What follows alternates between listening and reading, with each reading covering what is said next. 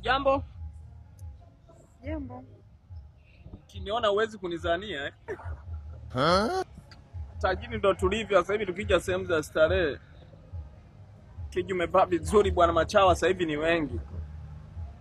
Tujifiche humu kwenye umaskini, tuonekana tumechanganyikana nao.